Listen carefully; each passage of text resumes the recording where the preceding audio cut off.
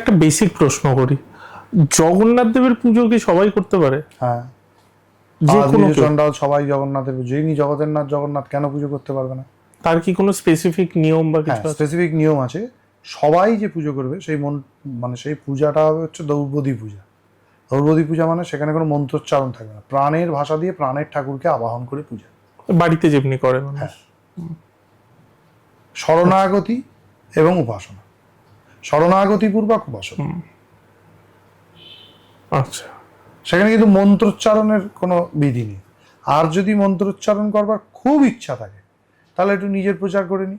আমার একটা জগন্নাথ পূজা, শ্রী জগন্নাথ পূজা পদ্ধতি আছে, তার পরিশিষ্টাংশে শেষেতে অদীক্ষিত স্ত্রী শূদ্রাদির জন্য জগন্নাথের মন্ত্রপাঠ পূর্বক পূজার ব্যবস্থা আছে, সেইটা তাদেরকে দেখে নিয়ে করতে পারে।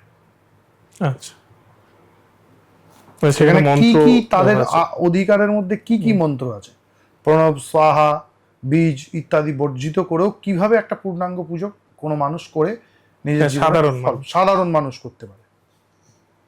এটা আদিজ চণ্ডাল সকলে করতে পারে। ব্রাহ্মণ লাগবে না, এখানে একটা মজার জিনিস আছে। জগন্নাথ কালচারে ব্রাহ্মণেরও যদি জগন্নাথের ক্রম অনুযায়ী দীক্ষা না হয়ে থাকে তাহলে ব্রাহ্মণও জগন্নাথ পূজার ক্ষেত্রে স্ত্রী শূদ্রের ন্যায় বর্জনীয়। মানে যে ব্রাহ্মণের দীক্ষা হয়নি, মানে এখন কেউ বলবে যে অমুক সংস্থায় দীক্ষা হয়েছে অমুক মহাপুরুষের মন্ত্রে, হবে না। শাস্ত্রীয় বীজমন্ত্র দীক্ষা যে ব্রাহ্মণের হয়নি, আর যে তন্ত্রোক্ত, এটা তন্ত্রোক্ত মার্গ দীক্ষাই, বৈদিক মার্গ দীক্ষা নয়। এখন তন্ত্র মানেই কিন্তু আবার বামাচার টামাচার কেউ যদি ভেবে ফেলে তাহলে কিন্তু খুব ভুল ধারণা হয়ে যাবে। তন্ত্রমার্গীয় উপাসনা যে ব্রাহ্মণের হয়নি, দীক্ষা হয়নি, সে জগন্নাথের পূজা করতে পারবে না। এটা কিন্তু শাস্ত্র সিদ্ধান্ত। কারণ জগন্নাথকে পূজা করতে গেলে অষ্টাক্ষরী বা দশাক্ষরী গোপাল মন্ত্রে পূজা করতে হবে, অষ্টাদশাক্ষরী বা অষ্টাক্ষরী গোপাল মন্ত্রে পূজা করতে হবে। তাহলে তার গুরুর কাছ থেকে সেই অষ্টাদশাক্ষরী বা দশাক্ষরী গোপাল মন্ত্র তাকে পেতে হবে। আচ্ছা, না পেলে কিন্তু হবে না। তাহলে ব্রাহ্মণেরও যদি দীক্ষা না হয় তাহলে সেও কিন্তু জগন্নাথের কাছে ব্রাত্য। তুমি একটা কথা বললে, সেটা হচ্ছে যে তন্ত্র মানে যদি লোকে মনে করে যে বামাচার পদ্ধতি বা এইটা, সেটা কিন্তু ভুল ভাবতে। তার মানে কি এক্ষেত্রে পঞ্চমকার বা বামাচারের মাধ্যমে পূজা হয় না? হ্যাঁ, হয়, কিন্তু সব জিনিস সব জায়গার জন্য না। আচ্ছা, সব জিনিস সব জায়গার জন্য না। আমি বাড়ির ভেতরে স্নান করতে যাই, তখন কি কোট টাই পরে স্নান করতে যাই না।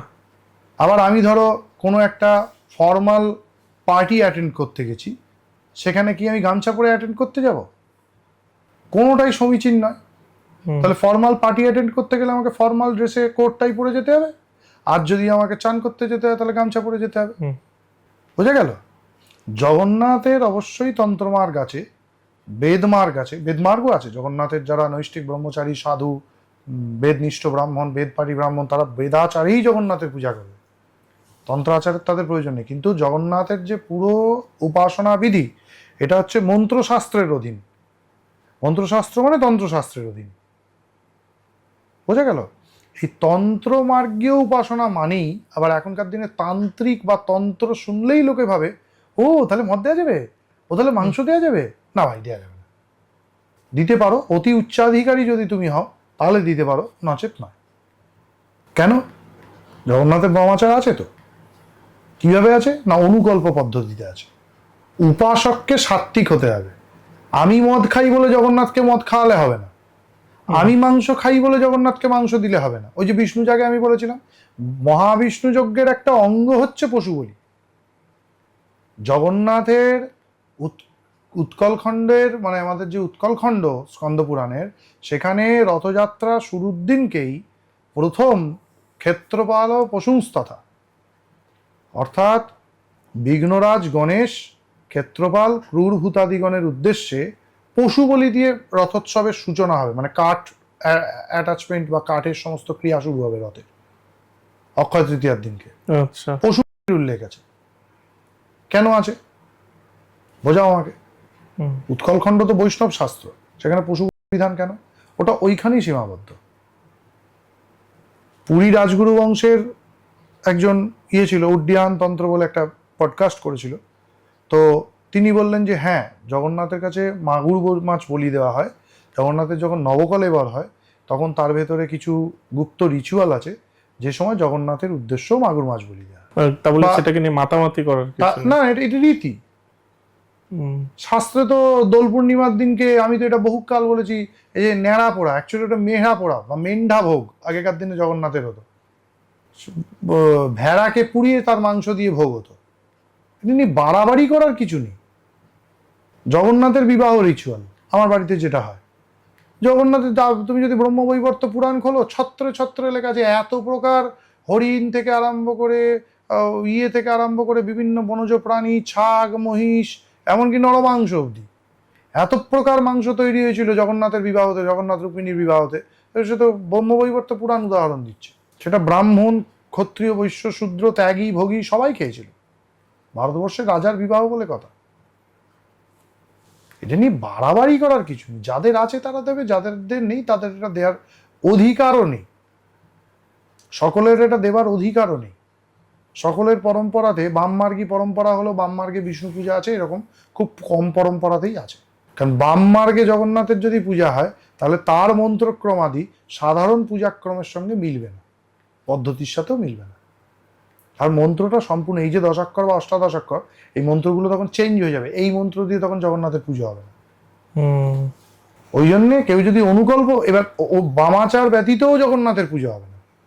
আমি যদি বলি জগন্নাথের যে, এ তো ওনার যে সেবক ছিলেন বিজয় কৃষ্ণ সিংহারিজি, ওনার একটা নেওয়া হয়েছিল, সাক্ষাৎকার নেওয়া হয়েছিল, সেখানে তো উনি বলেছেন বিউলির ডালের বড়া, তার মধ্যে যদি আমি নারকোল দিই, আদা দিই, হিং দিই, তাহলে সেটা মাংস হয়ে গেল।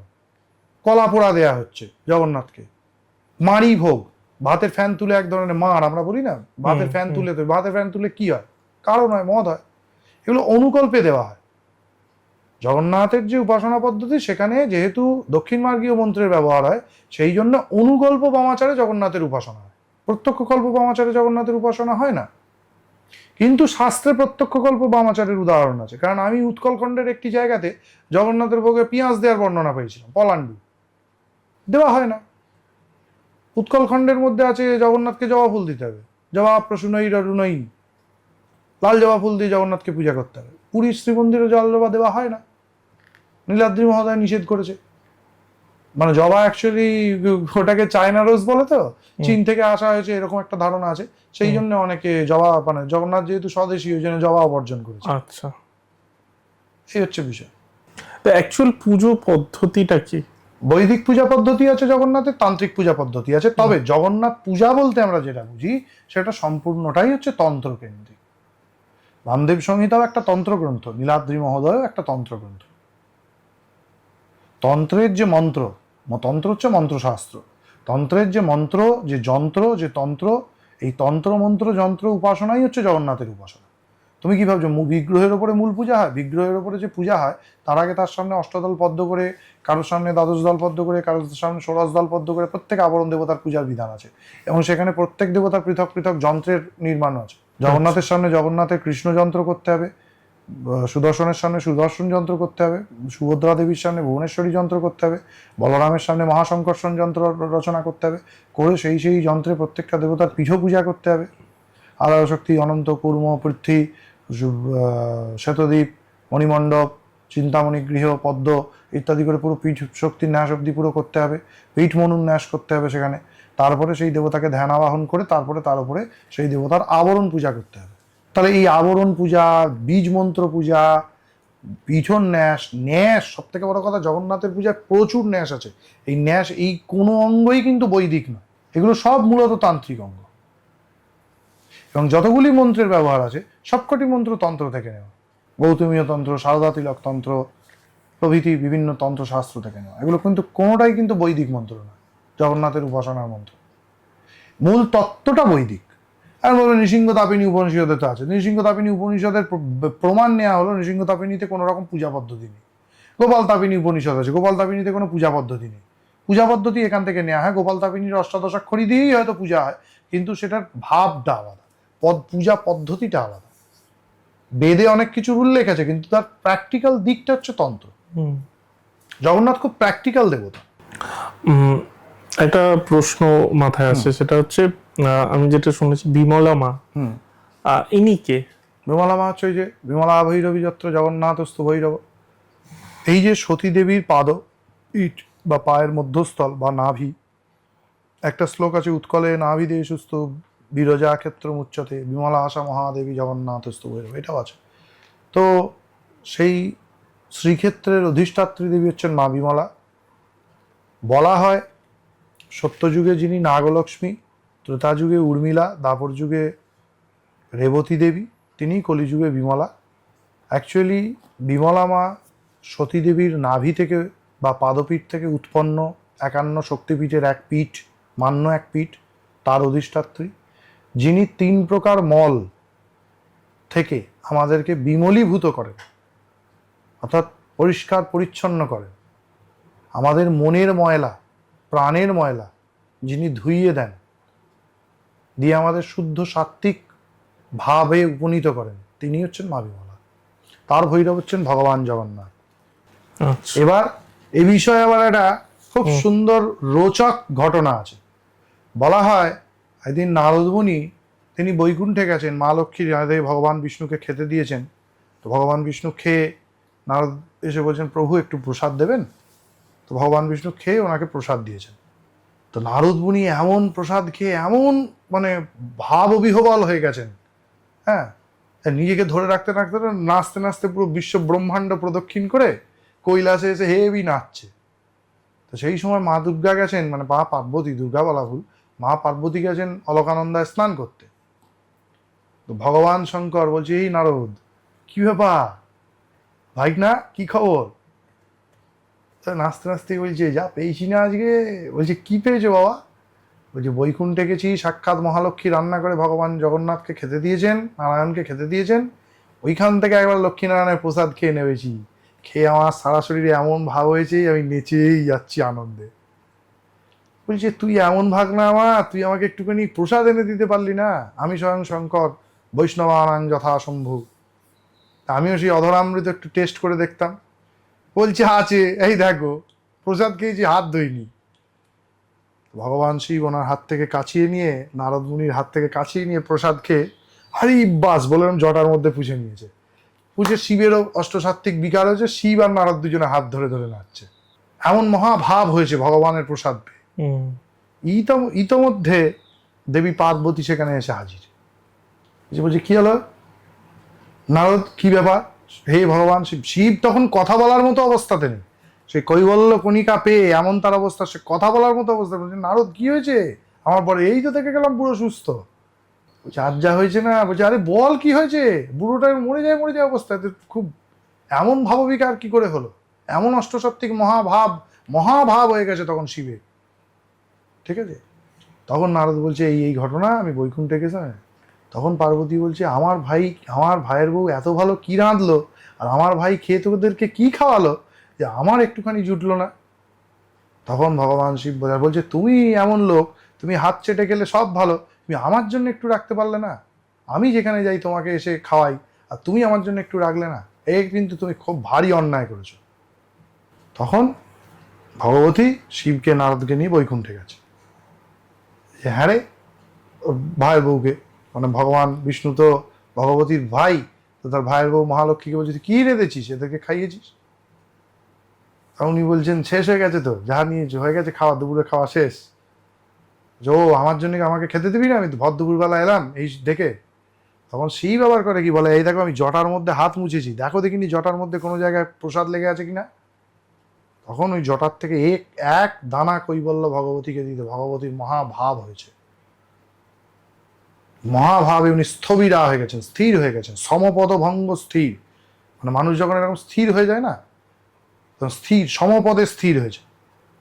তখন ভগবান বিষ্ণু বললেন বোন তোমার এত, তুমি তো পদ্মনাভ সহোদরী, বললো তোমার এত ভাব। বলল ভাই এমন যদি হয় যে আমি তোর প্রসাদ খেয়ে থাকবো, বা তুই তোর খাওয়ার পর আমি পাবো তোদের দুজনকার, বলে কলিযুগে যখন সতীর দেহত্যাগ হবে তখন পুরী ধামেতে তুমি থাকবে বিমলা রূপে। ওই জন্য মা হচ্ছেন সমপদ স্থিরা, দুটি পা একসঙ্গে স্থির, এবং সেখানে নিত্য আমার খাওয়ার পর তারপর তোমার খাওয়া হবে। আমাকে যা দেবে সেগুলো তোমায় দেওয়া হবে। সেই হচ্ছেন মা বিমলা। আবার কে? তন্ত্র মতে বিমলা হচ্ছেন পার্বতী বা গৌরী। বামদেব সংহিতাতে ওনাকে পার্বতী সত্যাংশে না তথা জাত পার্বতী নাম নামত বলা হয়েছে, মঙ্গলা গৌরী বা পার্বতী গৌরী বলা হচ্ছে। আবার ওনার যে পূজা পদ্ধতি বিমলাসা পর্যাবিধি, সেখানে উনি ভুবনেশ্বরী মন্ত্রে পূজিতা হন। আচ্ছা আচ্ছা, বিমলা মায়ের মন্দিরে সত্যি কি পশু হয়? হ্যাঁ, একদম। এটা নিয়ে কোনো বাদ বিবাদ বিতণ্ডার কোনো স্থানই নেই। ভগবতীর যে 16 পূজা বা নবরাত্রি পূজা যেটা হয়, শরৎকালীন নবরাত্রি পূজা, তার সপ্তমী অষ্টমী নবমী তিথিতে অর্ধরাত্রিকালে জগন্নাথের শয়ন হয়ে যাওয়ার পর তারপর বিমলা মায়ের উদ্দেশ্যে মাছের ভোগ, কারণ এবং রুধিরান্ন অর্থাৎ শাক বা ভেড়া বলি দিয়ে তার যে রক্ত, সেই রক্ত মিশ্রিত অন্ন এবং সেই রক্ত ডোবানো কাপড় দেবীকে পরানো হয় এবং সেই রক্ত দিয়ে তাকে স্নান করানো হয়। রুধির স্নান, রুধিরান্ন ভোজন এবং রক্তবস্ত্র ধারণ, এটা করানো হয়। বেশ কিছু 2-3 বছর ধরে শ্রীমন্দিরের উদ্যোগে কিছু সেবা পূজা পাণ্ডাদের আগ্রহে মায়ের এই প্রসাদের প্রচার এবং প্রসার হয়েছে। এটা একদম সত্য কথা যে ওই শরৎকালের 3টে দিন, সপ্তমী অষ্টমী মহানবমী, সপ্তমী মহাষ্টমী মহানবমী, এই 3টে দিন শ্রীমন্দিরের ভেতরে যথাবিহিত বাম মার্গ বিধিতে পাত্র আদি স্থাপন করে, হ্যাঁ, দেবী বিমলার বিশেষ নিজস্ব অষ্টাদশ পাত্র স্থাপন আছে, সেই অষ্টাদশ পাত্র স্থাপন বিধিতে দেবীকে পূজা করা হয়। এবং পুরীর জগৎগুরু শঙ্করাচার্য পূজ্যপাদ নিশ্চলানন্দ সরস্বতীজি মহারাজের বক্তব্য অনুসারে শ্রীমন্দিরে নিত্যই বিমলা মায়ের বাম মার্গ পূজা হয়। এ কারণেই উনি নাকি পৃথক একটি বিমলা মন্দির দক্ষিণাচারে করার জন্য গোবর্ধন মঠের ভেতরে স্থাপন করেছেন। এটা গোবর্ধন মঠের যে নতুন বিমলা মন্দির স্থাপনের প্রসঙ্গে যে ভিডিওটা উনি করেছিলেন, সেখানেই এটা পাওয়া যাবে। বা আমার চ্যানেলে গিয়েও কেউ আদ্র বিষ্ণু জাগের ওই জায়গাতে গেলেও ওখানে ওনার এই ক্লিপটা তুলে দেওয়া আছে। অনেক সময় হয় কি, বাম মার্গের ব্যাপারটা শঙ্করাচার্যরা বলার পর প্রচার হয়ে গেলে হট করে ভিডিওটা ডিলিট করে দেয়। তা আমাদের মতো কিছু বদমাইশ ব্যক্তি আছে যারা ওই ভিডিওটাকে ক্রপ করে নিজেদের ইয়েতে ছেড়ে রাখে, যে দেখুন ইনি এই কথাটা বলেছিলেন, যাতে পরে বক্তব্য চেঞ্জ হয়ে গেলেও যেন সত্যটা গোপন না হয়ে যায়। কারণ এটা খুব সেন্সিটিভ ইস্যু। একটা বিষ্ণুর মন্দিরে এরকম বাম মার্গে পূজার খুব সেন্সিটিভ ইস্যু। এবং ওই যে তোমাকে বললাম, দোলের দিনকে ভেড়া বলির উল্লেখ আছে। এছাড়াও জগন্নাথের অক্ষয় তৃতীয়ার দিনকে পশু, কি পশু বলা নেই, পশু উল্লেখ আছে রথ শুরুর আগে। গণেশ আদি দেবতাগণকে, ক্ষেত্রপাল আদিগণকে, বিষ্ণুর পার্শ্বদগণকে পশু দেওয়ার উল্লেখ আছে। এরকমই বিভিন্ন আরও ক্লিপস পাওয়ার জন্য, আরও বিষয়ে জানার জন্য আমাদের এই চ্যানেল ইউটিএস ক্লিপসকে অবশ্যই সাবস্ক্রাইব করুন।